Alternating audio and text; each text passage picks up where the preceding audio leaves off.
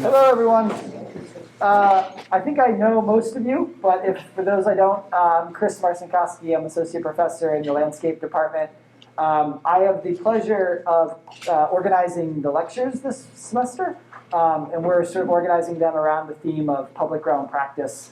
And so we are super lucky today to have somebody who embodies public realm practice probably more so than anyone else I know, Bryony Roberts.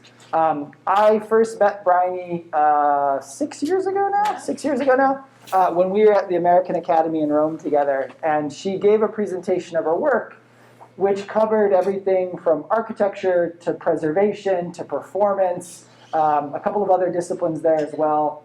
But the one she left out was landscape. And after the lecture, I said to Bryony, like, what about landscape? Public space is exactly what you're doing. And I think what you'll see today is that is still the case very much. Bryony teaches at Columbia GSAP in the Architecture and Preservation program. She is a writer, a practitioner, an educator, has won a number of awards, including fellowships from the MacDowell Colony and the American Academy as well. Edited Log, a few other publications as well. And I just think, as I said, there's a kind of evidence of what design practice can be in the public realm of cities that can range across a huge breadth of subject areas and sort of concerns, but always in a really meaningful and thoughtful way. And so I hope you'll all join me in welcoming Bryony to Penn.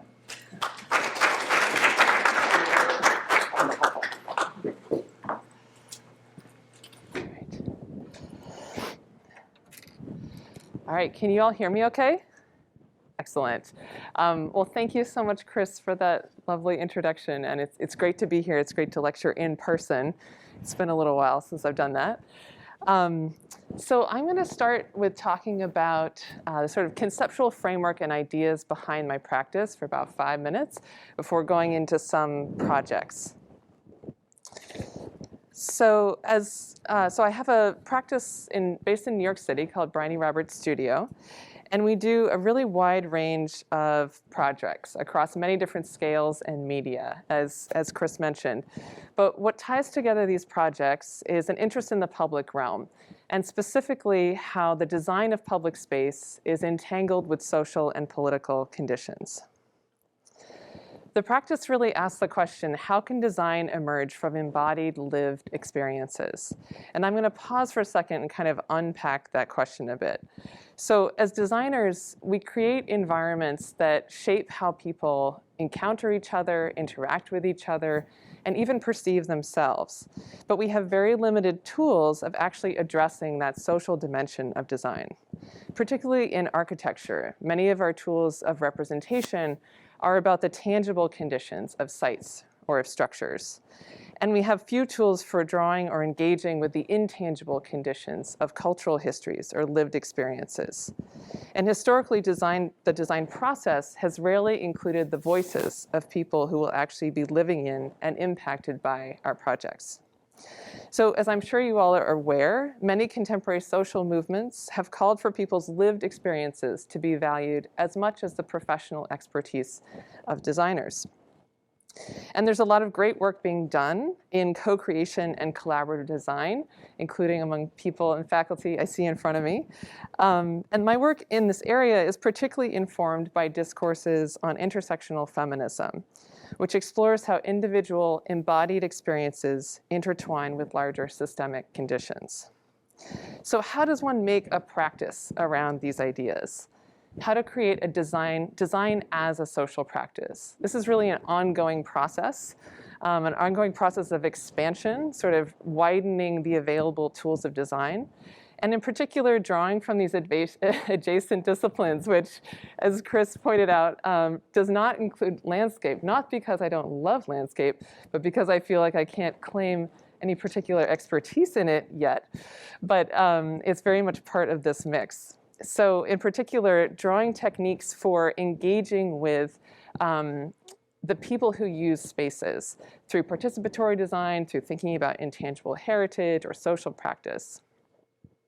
So there's 3 main themes through which I approach this in my work: collaborative process, intangible subjects, and interactive materials.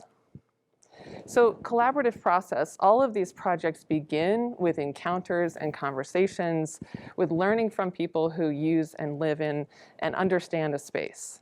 And that can range from a kind of active making process of co-creating a performance to gathering oral histories, or now increasingly in Zoom, doing things like mirror boards and online interviews. The work is also very much about intangible subjects. So thinking about, as I mentioned, cultural histories, the way that people use a space, and also its conditions of inclusion and exclusion. To understand that, it takes drawing from a range of different source materials, from archival materials about social histories to, again, interviews or oral histories, but also working with people on site to understand what they want from a space and how it should change. And lastly, interactive materials. So all of the work is very much about kind of tactile, highly immersive and sensory environments. And that's intentional for a number of reasons. On the one hand, it's designed to make the work very accessible. So if something is playful and fun, it can often feel more inviting to people who aren't in the design disciplines, but are just sort of encountering it coming down the street. It's also about bringing attention to embodied experience and to the kind of range of embodied experiences that there are in the public realm. And lastly, it's about celebrating a kind of making that's often marginalized in the field of architecture. So making through craft, which is often gendered as female historically, and thinking about how textures and techniques that exist in the domestic realm can actually inhabit the public realm and totally transform its material possibilities. So in addition to the design work, I also work on writing and publication projects, as Chris mentioned, including this recent project for Log 48, which was published almost 2 years ago now, which is crazy. And this was very much reflecting on that process of expanding the tools available to designers and thinking about these kind of interdisciplinary exchanges to create sort of co-creative participatory practice. And it includes contributions from our own here, Hector, and Jay Shin and Damon Rich from Hector, as well as other contributors who are talking about the way that they practice and the possibilities from both a theoretical historical perspective and from a practice perspective. So to talk specifically about some projects. These projects, in a way, they are all addressing the themes of civic, historical, and sensory, but I've sort of grouped them together based on their kind of priority of those themes within them. And in general, these projects are all sort of challenging the topic of public within the idea of the public realm. Who constitutes the public? Who is empowered to speak and to shape spaces? They're all about widening that category of the public and celebrating a greater diversity of populations than are usually celebrated in the public realm. To do this, a lot of this work involves collaborating with marginalized communities to find ways of centering their experiences, and often aligning with progressive political activists, with anti-racist movements, and with disability justice movements in particular. So there's definitely complications about doing this work, especially on racial justice and disability justice as a privileged white woman. And I often don't represent the communities that I strive to support. So this work is a constant process of working to be anti-racist, anti-ableist, to decenter myself, and to elevate my collaborators. It's a constant process of honoring the lived experiences of the people that I engage with. So to start with, I'll start with talking about the Civic. So the project in particular I'll be discussing is Soft Civic, which was created for Exhibit Columbus and installed at the City Hall in Columbus, Indiana in 2019. So the City Hall building, as it was, the existing condition, is a space of local governance. It's the representation of that city government in this sort of medium to small size city in the Midwest. And the building was built by SOM in 1981. It has a very kind of imposing facade, very common for civic buildings. It's up at the height of a large set of steps, kind of referencing the temple entrance historically in classical architecture. And it was very kind of imposing from the street. So a lot of people felt like they weren't invited to be part of this space or to participate in the government itself. There were occasionally protests and performances and ceremonies in that space. And so before I started designing, I spoke with the people who used that space and asked them how it could transform to serve them better. So in particular, I spoke a lot with Bartholomew County Indivisible, which is the group that organized the rallies you see on the lower row. And so what I heard from them was that they really wanted a greater variety of spaces to gather so they could have these large rallies, but also smaller spaces to have conversations and events and outreach programs, kind of bring more people into this discussion about democracy and governance and what they wanted from their city hall. So I analyzed the way that activities currently happen. It was interesting to see that interplay between form and social life. The sort of strong circular geometry of the space really did shape the way that people gathered there. But it was really only either small scale or big scale events. So to introduce the kind of greater variety of scale and opportunities for gathering, and to broaden the possibility of gathering, so it was about political participation as well as performance and play. I kind of exploded the geometry of that existing building and produced this project, which was made out of custom fabricated steel frames. And across them were these custom woven textile panels. So the panels were created in a workshop, a textile workshop in Brooklyn, by hand. They're actually hand knotted, and it's macrame knotting, which you may know from interiors, very popular in the 70s, and now has kind of had a revival. So it was a very time-consuming task that was about sort of celebrating that intelligence of craft and that kind of labor. It was also a woman-owned studio, and it was very much about kind of celebrating that domestic tradition of craft. But at this enormous scale, to see how those techniques could start to define monumental spaces. It also created this highly tactile and kind of appealing surface for people to touch. And it had a real kind of softness and give to it. So the soft Civic title is about a tactile physical softness, a place that is sort of yields to the body, but that also has a kind of soft boundary around what civic means. So it's political, but it's also social, recreational, performative. So during the course of the project, there were many different events that took place here. Some were performances, but some were also explicitly political. So this was an event that I helped organize with Bartholomew County Indivisible called We the People. And it was a kind of discussion about democracy, asking people to share what they believed it should be and how their government could kind of do more to make that possible. So I'm going to share just a little clip of that quickly.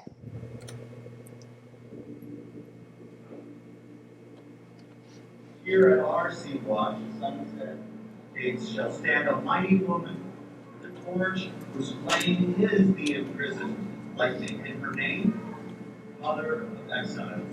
When we feel that river is our river, when we know that this land is our land, only then will we take care of it. And only then will we be able to deal with those problems.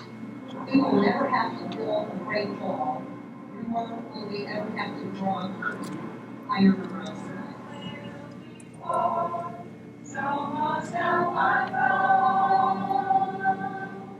We need work that improves the quality of life. This type of work is a cornerstone of human dignity. And because people are important, working for people, even sacrificing a little bit of them, a little bit for them, brings much. I love seeing these kids just go nuts on these things. Okay, so then shifting to this question of historical, as Chris mentioned, I teach both architecture and historic preservation, and a lot of the projects have been responses to historic spaces, both buildings and public spaces. Some of them kind of landmark political spaces, like the Federal Plaza in Chicago or the Campidoglio in Rome. And all these projects are kind of aligned with what you call experimental preservation. So this is a emergent but potentially small movement that is resisting the idea that preservation is preserving something in stasis, in one frozen moment in time. Instead, it's thinking about how to kind of constantly reinvent and transform historic spaces so that they're living and they're responsive to the communities around them. So it's responding as much to the social histories of a place and their changing social conditions as it is to the actual tangible building or plaza or landscape that is there. So some of the work is installation work or even strategy, like the conservation management plan for North Christian Church, but some of it's performance. So I've worked with the South Shore Drill Team in Chicago, Melissa Lohman in Rome, to kind of think about how performance can bring this completely other scale of experience to a space. And again, in terms of embodiment, to kind of recognize the importance of individual experiences and the cultural histories that people themselves bring to a place. So after that work, I was invited to work with Mabel Wilson on a project called Marching On, which we were invited by the Storefront for Art and Architecture to do a project that could reflect on the history of marching performances in Black communities in the United States, and particularly New York City. And to kind of think about this long, really important history of marching as part of civil rights protests, but also marching in marching bands and drum lines and dance lines as ways of claiming public space, often at times when there was great resistance to Black bodies being in public spaces. So this was a sort of multifaceted project. It involved research, an exhibition, and a performance, and all of that in collaboration with a group based in Harlem, the Marching Cobras of New York. So they're a drumline and a dance line group. And we worked with them in multiple ways. So we started with these workshops where we talk about the history of marching, and their kind of leaders who were adults had been educated very much in the Southern HBCU tradition of marching bands. So we talked about that history and how important that was. And then we would go to Marcus Garvey Park, which is this amazing public space in Harlem, but a very contested space during gentrification. And we would think about how performance could start to transform and reclaim that space. So this was a kind of multi-year process of conversations and reflecting on interpreting that history. So the performance part, which took place in Marcus Garvey Park, included these costumes that actually referenced the historical costumes of the Harlem Hellfighters, which was this army regiment, and also the Silent Parade. That's what the all-white outfits reference, both from the early 1900s. And the choreography was very much from the Marching Cobras, though, so it was contemporary choreography that was rooted in that tradition and had references to the kind of rigor of marching band performances. And after the performance, we sort of gathered the research and documentation of the performance into this exhibition at Storefront for Art and Architecture. And you can see the kind of prevalence of this camouflage pattern, which actually came from the ground pattern, speaking of landscape, in the park. It was part of that landscape design, and then we kind of reinterpreted it with camouflage to reflect on the fact that these marching performances, they were all kind of rooted in actually military traditions of marching and of music making. So it was this interesting reinterpretation of a given structure, a given format. And then the exhibition itself became a site for performance. And after that, we sort of continued to write, Mabel and I, about this topic and reflect on it as a way of thinking about a counter-monument within discourses of preservation and as a way of claiming public space. So I'll just show you a little bit. Oh, that is not, that is something else. Okay. To be Black and to be in public these days, walk on the sidewalk, is often seen as a threat. What are the politics of African American marching groups claiming public space in the United States, particularly in a moment of increasing militarization and surveillance? I think this is a really important moment to kind of think about what is that history of the march. what is it around these drill teams, and why are these young African Americans dressed in these military costumes and throwing guns in the air?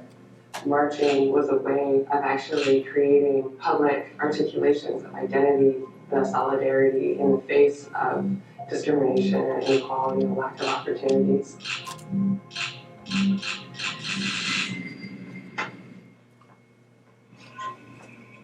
I was invited to collaborate with Bryony by Storefront, by Ava Frank, who had seen Bryony's performance in Chicago. I thought, yeah, there's a lot to unpack there, particularly in terms of relationships with Black bodies in public space. We really wanted this project to emerge from the process of collaboration. So we didn't go in with a fixed idea of what the performance would be. We went in with the idea that we would have a series of workshops in which we would learn about the performers. The Marching Cobras are drumline and dance line. They're an amazing organization. The mission is really to bring you together, to enlighten them about different forms of performance, dance, drumming. We like to show off different types of dances, so majorette, ballet, modern, and we like to show off our flexibilities, so legless, splits, and trans. It takes them off the street, but in an odd way, it puts them back on the street, but with a different agenda.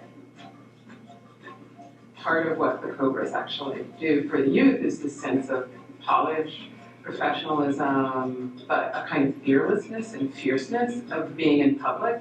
The things that I've been doing now, things that I would never have imagined. Like, we just performed for Rihanna, so I got to meet her. Now it's amazing. When it's time to work, we drum, we dance, we have fun.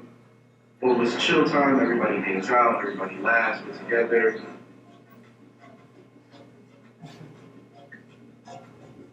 Marcus Garvey Park had been, the gentrification of Harlem, aside from contention. It's been famous for having drum circles there since the 70s. And that was historically a really important moment, a kind of gathering moment in the week for people who live in the neighborhood. But now that the properties around the park have been developed, the demographics of the neighborhood are changing rapidly. There have been a lot of noise complaints about sound in the park. That seemed to fit in very well with some of the issues we wanted to explore with Marching On.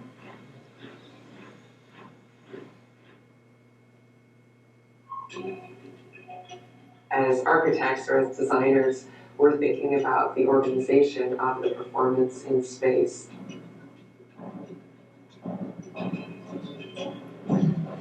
They start on the street, they go into the park, and then they end up back on the street. So that was very important, that it almost felt more kind of woven or stitched into the public life of the city.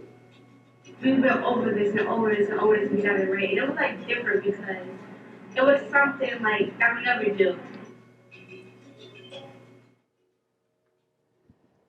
I think I'll stop that there. Okay, so shifting gears a little bit, the last two projects I'll show are sort of on this theme of the sensory, which is very connected to what you just saw. Again, thinking about kind of the sensorial embodied experiences of public space and how those are actually charged and political, right? So there isn't one universal sensory experience of a space, but in fact, everyone's bringing their own cultural associations, their own personal experiences, and including their own traumas and challenges.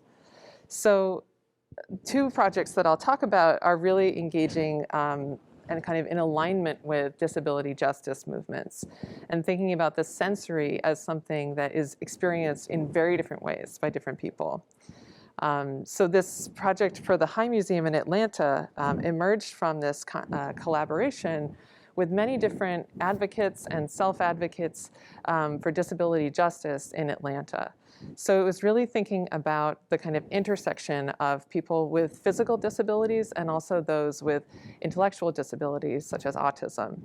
And what's interesting is that there's a sort of huge range of sensory sensitivity in our populations. If we think about neurodiversity, which is the infinite variety of human brains, everybody has a different response to sensory input. Some people are sensory seeking. They want more sound, more color, more light. And some people are more sensory avoidant. They would rather have a quiet space. They need time to recharge. So in sort of speaking to all these different groups and learning about what people wanted in public space, it became clear that there was a need for a much greater range of sensory experience.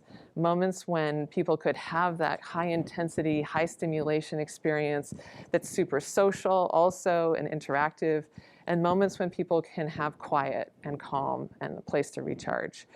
And if you think about public spaces, most of them are missing both of those things, right? Typically we have very kind of neutral, medium engagement public spaces. So this project responded to that learning in thinking about how to create pockets of experience and a sort of maze of sensory experiences where people could find something that worked for them. So formally, it was thinking about this kind of moment of turning a corner and discovering something and having a little pocket where you could have your own experience. And then also how those could start to intersect to create larger spaces for social connection. And surprise and interaction. Those were combined together to create this kind of larger structure. And then each of those pockets took on a different sectional move and a different kind of envelope through these hanging surfaces.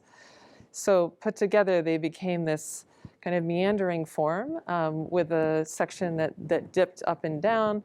And each of them had a different degree of privacy or exposure, a different kind of opportunity for social interaction, whether it was different stepped platforms or a kind of hammock net where people would kind of gather together. And here's a sort of more abstract drawing, just trying to imply that range of density of materials, of experiences, and interactions. So just a couple snapshots of what that was like. You know, there's a lot of sun in Atlanta, a lot of heat. People tended to gravitate towards these sort of shaded pockets. All of the surfaces were highly textured, which was intentional. So one of the major collaborators was the Center for Visually Impaired. And we had a lot of conversations about how important texture is for exploration through, so functional purposes like navigation, but also just pleasure and challenge and learning. So having unusual textures that would change over a surface was an opportunity for people to kind of explore and have the satisfaction of discovery and also challenge themselves for new experiences. So these are all custom fabricated panels that have a teardrop pattern that changes over the course of the curve. Those are both down below as seating and up above as shading. And then there was a range of surfaces, these hammocks in different shapes, and then the hanging strands, which are polypropylene webbing. Those also change in height to sort of create more moments of opening or closure.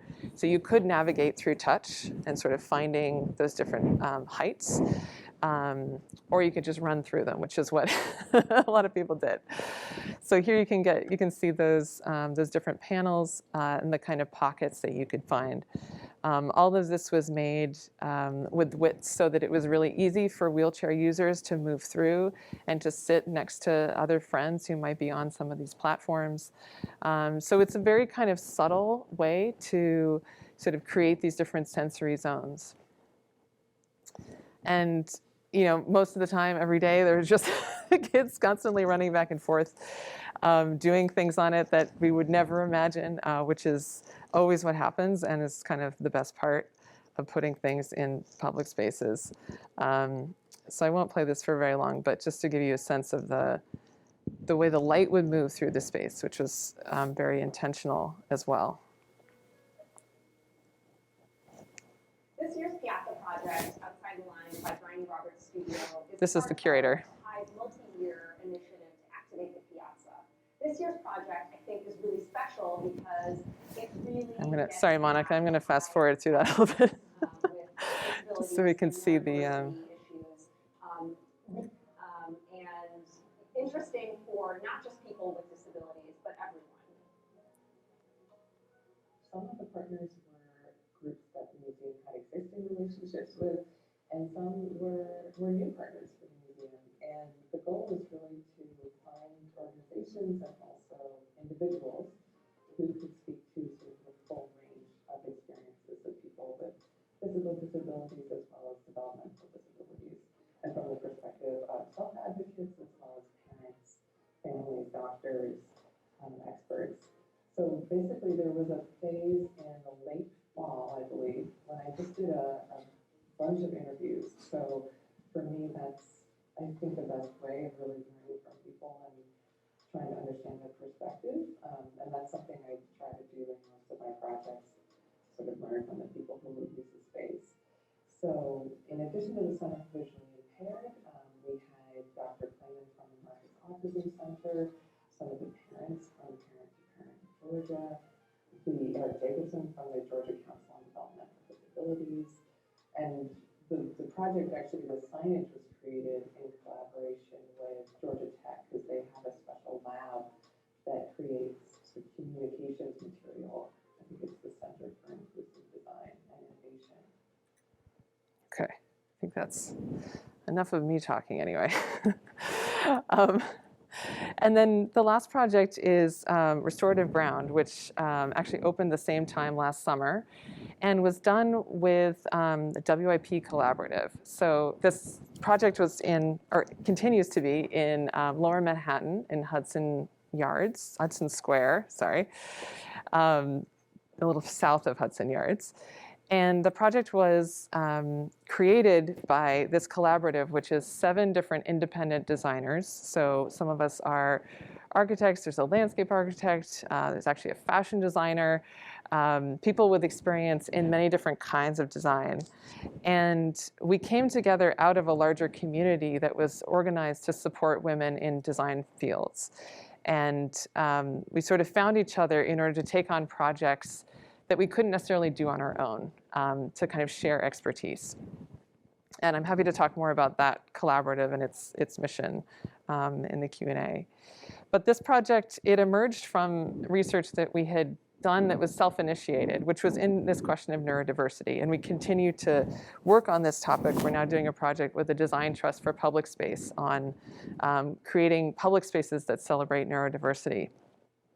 So thinking about this question of different sensory sensitivities, we did a bunch of interviews, again, with self-advocates, advocates, parents, family members, to sort of understand what was lacking in current public spaces.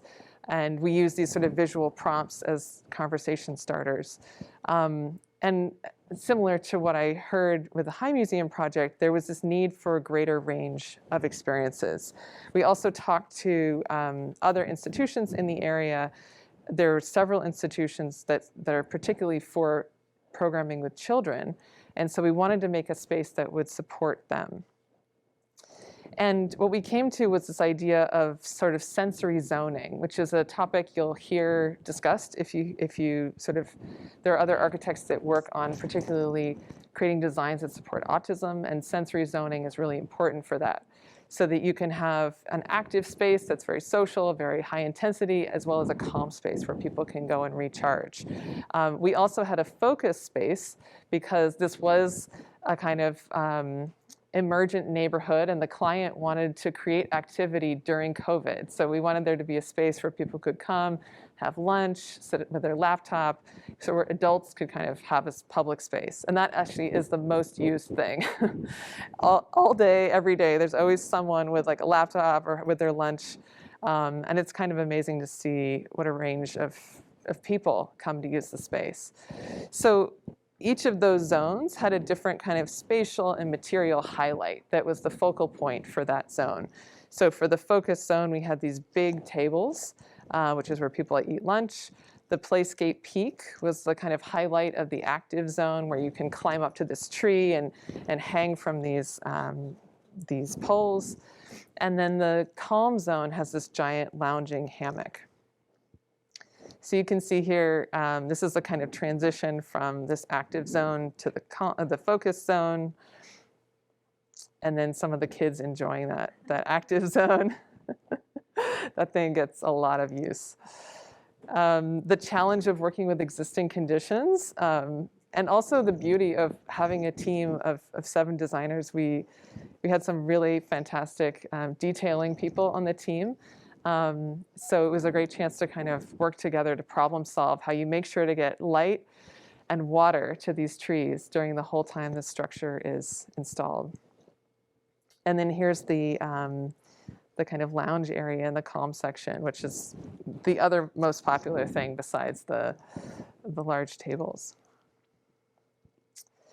So looking ahead, so the WIP Collaborative, we're continuing that work and thinking more broadly. So that project is kind of multi-year process where we're doing these audits of existing public spaces with self-advocates with disabilities to figure out what's missing and how design can start to improve pocket parks, streetscapes, and playgrounds in particular. And then I've also been collaborating more and more with landscape architects. So this has been really meaningful and something I'm hoping to do a lot more of.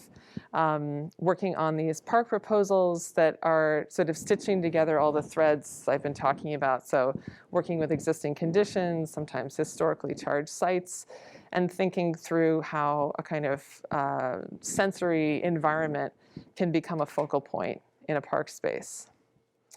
And a new project has just started this year that I can't really talk about yet, but is going to be a permanent project that is about social histories and is also an immersive sensory environment. So that is it from me, and I'm happy to take questions on any of that. Thank you.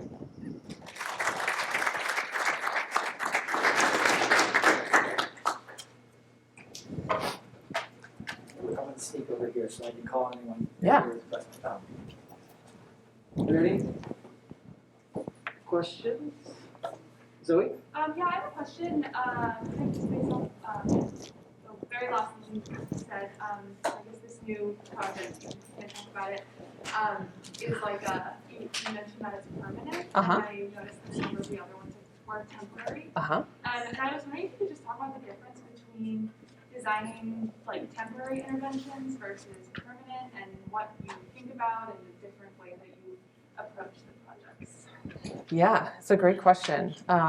I mean, I think there's a nimbleness to temporary work, which can sometimes be great in that you can respond to something quickly. There's often more freedom, both in terms of very practical things like, liability and, construction requirements, but also the institutions that commission that are often cultural institutions. And so they often have a mission of a kind of, provocation or a willingness to kind of resist the norms. So I think there's a lot of value in that kind of work. But, it can be very wasteful. And I try to do things as sustainably as possible and recycle all the things that get taken down. But it's a tough thing to feel okay about. And I think that the permanence, does give this chance for more audiences, more meaning, more change over time. That's something I love about landscape architecture, is that you get to engage time and change and transformation. And I think that's so wonderful when you can build that into a project. So, yeah. I have a question about the sensory project. Mm-hmm. I'm really curious about, you have mentioned that, sense is really subtle. When you were designing the sensory project, you were designing the experience, as a designer's perspective, or you're designing the experience, assume that you're the kids or you're the people that use this project. And I'm really curious about, how to design this sensory project, because, it's hard. You have to decide, which part of the project you have to exaggerate the experience, and which part of the project you have to neglect something. Mm-hmm. So I kind of want to hear how you dig into this process. Yeah, it's a great question. I think it's also the kind of bigger related question is anytime you collaborate with someone or co-create a project, when you're bringing your design expertise and they're bringing their lived experience, where's the line between those two? What do you decide as a designer? So I think it's an ongoing question that never has a one answer. But in those cases, I think what's important is that, really starting with that listening process. And it was amazing talking to Greg from the Center for Visually Impaired, who was talking about the way sound would move through a space and this idea of a sound shadow and how architecture can be read through sound. That was just one example of like all the many ways that I learned so much about sensory experience from these conversations that I never would have known on my own. And of course, there is a moment when then you have to interpret that through design. But then I think what's really important through this kind of work is to then bring that back to people and have a moment of testing and evaluation. And is it working? Is this the kind of thing? The dialogue has to continue. And I think that's what's exciting about the project that the WIP is going to do with the Design Trust, because we'll have 2 years to kind of keep going back and forth. So we'll go to places with self-advocates and say, what do you hear? Like, what's standing out to you? What's jarring? We'll brainstorm together design options. We'll fabricate prototypes, and then we'll bring them back to the site. And then people can test them and say, this is helping. No, this is not helping at all, So it's that kind of back and forth, which I think is a way of sharing the expertise. Does that answer your question? Can I ask a follow-up on that? Yeah. Is that something that my question was similar, which is, what is that moment where you transition from the listening, the dialogue, into actually making a proposition? And how does that work for you, and how has that sort of perhaps evolved as your practice has evolved? I presume that that's changed in terms of that moment. That moment, yeah. I think this is so I can only speak to like my own process and my own experience, and not saying that this is how everyone should work, but I do believe in an intuitive process that you're able to kind of synthesize many different types of information through a kind of intuitive interpretation of materials, through improvisation. So for me, I kind of listen to everything I can possibly absorb, and then just start sketching things and making things, and sort of have faith that that process is going to go somewhere. And then on a gut level, I usually know if it's, for me at least, working, and I can then take it to someone and say, is that working? But I think in any design process, there is always this personal bias and personal obsession. And as you saw, I have these kind of material and formal obsessions that keep coming back over and over. So that's my own, prejudice in a way in the design process. So I'm filtering what I hear probably through that. But I think that that's okay, because I think that we all, as designers, have something like that, and that's part of what we bring to the process. So. Yeah. Other questions for Bryony? Yeah. Andrew, and then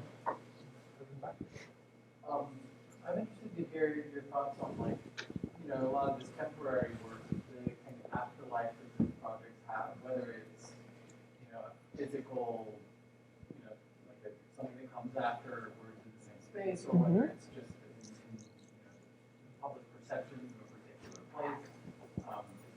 Hear your thoughts on that subject of afterlife. Yeah, it's such an important question. And I think, the longer a project is, the more potential usually there is for that long-term engagement and transformation. But in general, what I've heard from people who, I've stayed in touch with these various projects, the two main effects that they seem to have, one is sort of relationship building. So often I'll come in and do more outreach than the institution that hired me has previously done. Or at least they're new relationships, right? So it's a process of sort of connecting people and starting to have and then connected to the second part, which is perception. More people feel like they belong in that place, that place is for them. And so for the High Museum, for example, that all of a sudden it was a sort of signal to all these organizations that they were invited and wanted in this space. And sometimes that can really not be the feeling. A lot of cultural institutions seem very intimidating and very, and spaces of government too. I mean, I think for the City Hall, what I heard from people was like, oh, well, this is what we want to be able to come here and have it be our space. We want to be able to play and, gather. And it was sort of a shifting of expectation in a way of what could happen there, or maybe what should happen there. So I think that perception thing that you mentioned is really huge. It's sort of relationship building and then changing expectations. But yeah, that's the downside for the fleetingness, is that you can raise excitement about what could happen, but then you also have to take it away.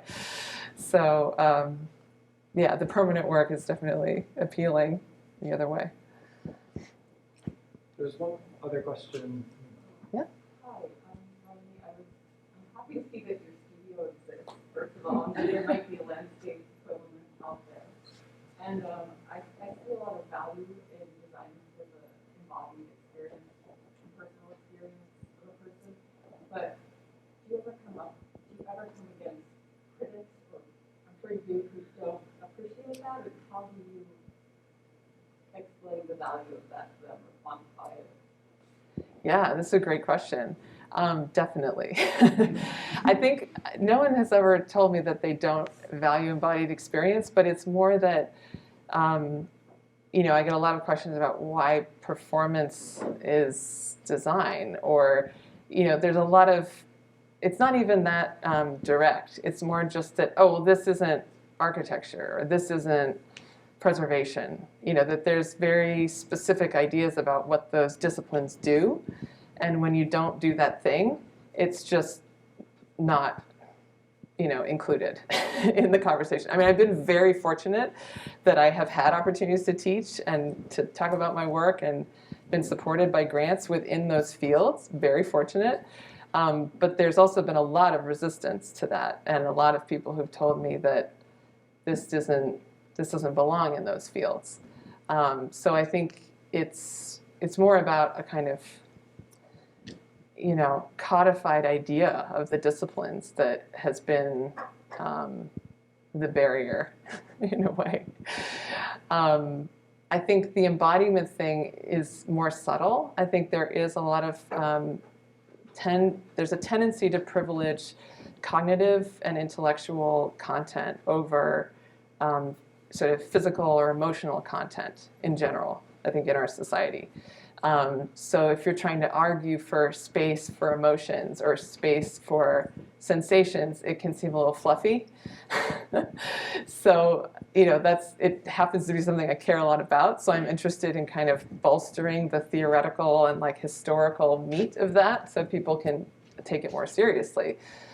Because I think it's been, not to go too far in a soapbox, but I think that the discourse of phenomenology has sort of dominated that territory for a very long time.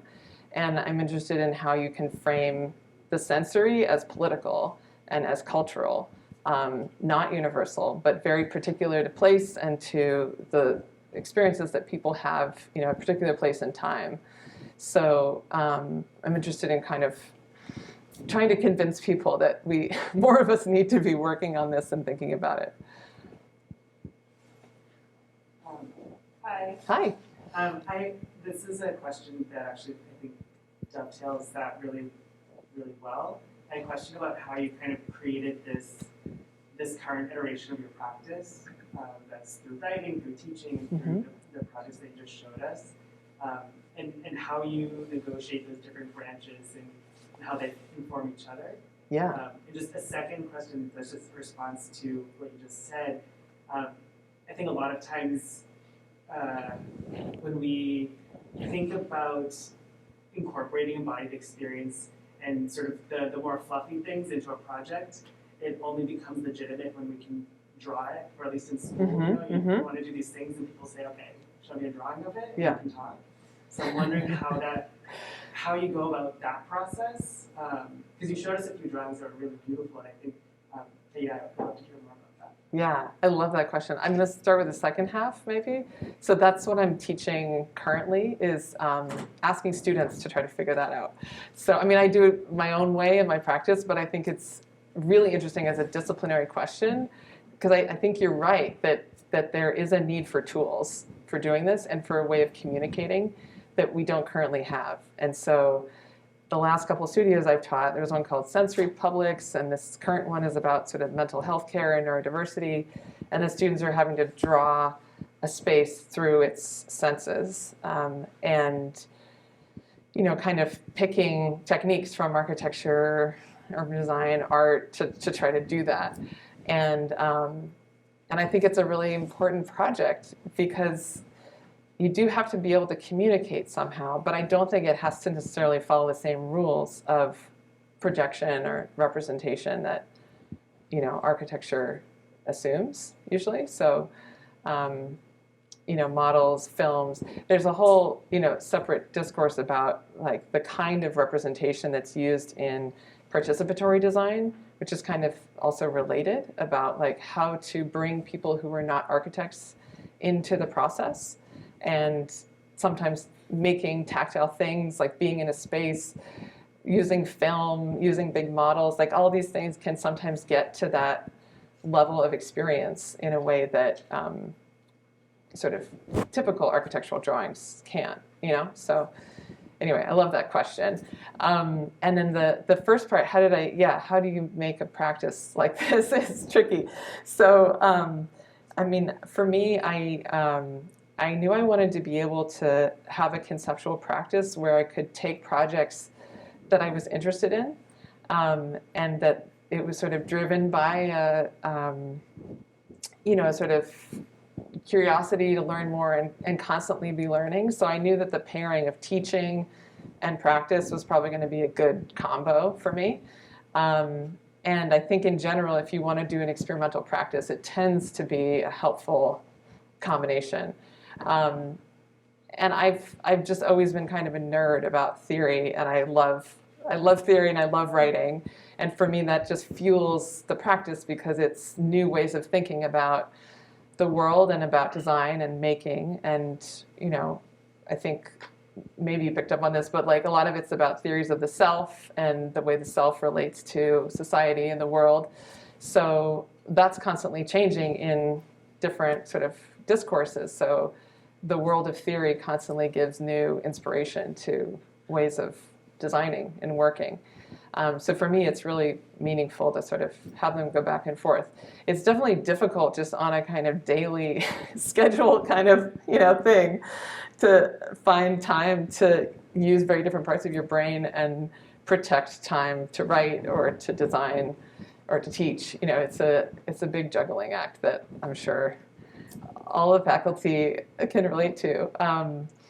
So yeah, it's not an easy path, but I think it can be very fulfilling. Other questions? I have a kind of follow-up to that. Yeah. I mean, do you think as you move into the more permanent project or the bigger scale project that has the potential to threaten that dialogue that you've set up? I mean, when you're doing large pavilions on waterfronts and things like that, what does that mean for the practice?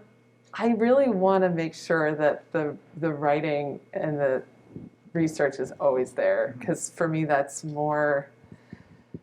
I mean, that's as much as the design product is the thing, seemingly. Yeah, I mean, I'm not the best. Like I think I'm an okay businesswoman, but I'm not like.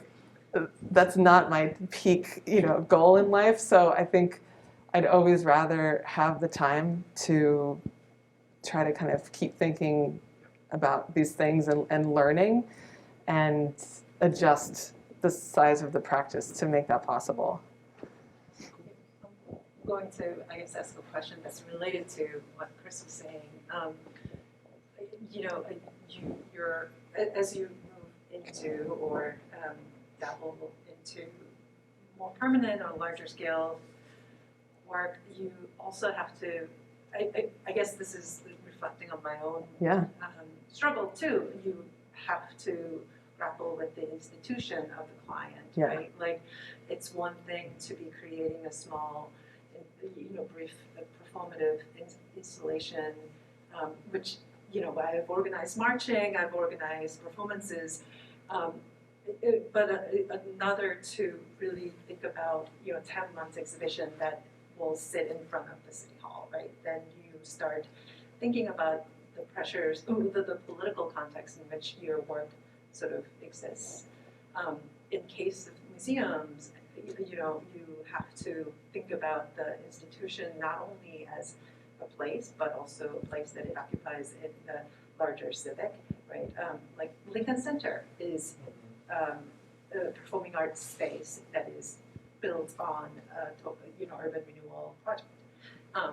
And so what is sort of the relationship and attitude?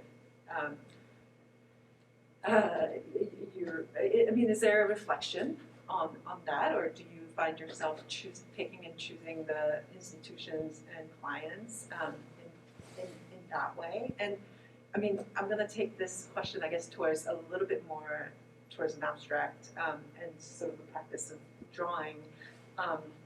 Maybe a way to embarrass you about your graduate school project, because Bryony was my classmate. But I've always remember your Monsieur Tugnon studio work, where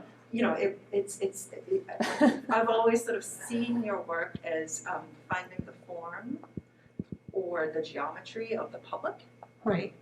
Where if you were sort of carving into a public institution of the plaza and the commercial storefronts in order to make space for the collective, for the graduate school work. Right now you are sort of taking the form of the institutional architecture and projecting it into the space and sort of attaching it on the surface, right?